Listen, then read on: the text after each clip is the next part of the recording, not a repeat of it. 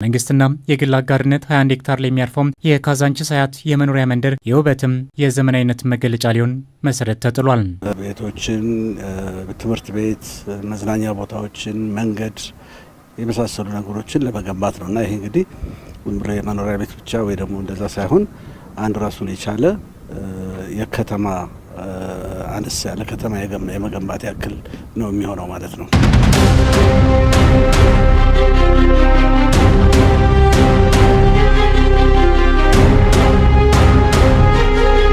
የገነቡት መንደሮች የመኖሪያ ቤትን ጨምሮ የንግድ ሱቆች፣ የመሰብሰቢያ አዳራሾች፣ የስፖርት ማዘውተሪያ ስፍራዎች፣ ትምህርት ቤትና ጤና ጣቢያና ሌሎች መሰረተ ልማቶችን ያሟሉ መሆኑንም ጠቁመዋል።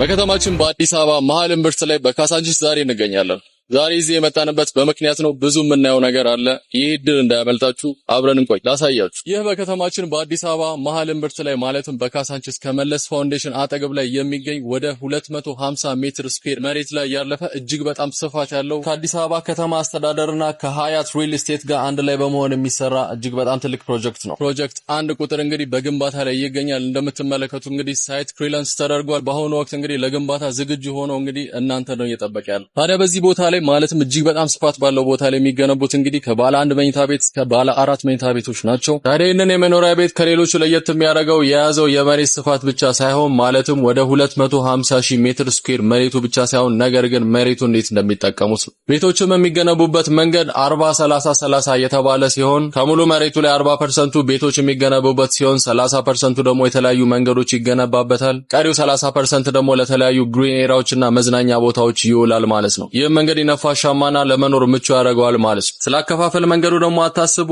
እጅግ በጣም ምቹ የሆነ የረጅም ጊዜ ያከፋፈል መንገድ አዘጋጅቶ እንግዲህ ይጠብቃቸዋል ማለት ነው። በአዲስ አበባ መሀል እምብርት ላይ ይሄን ነገር ደጋገምኩት መሰለኝ። ቦታው እጅግ በጣም ጥሩ ስለሆነ ነው። በዚህ ቦታ ላይ እንግዲህ ይሄንን ቤት ማግኘት ማለት አሁንም እንደ ሎተሪ ነው የምቆጥረው። ቀድማችሁ እንግዲህ እነዚህ ቤቶች ማግኘት ከፈለጋችሁ ቀድማችሁ እንግዲህ በእነዚህ ቁጥሮች ደውሉ።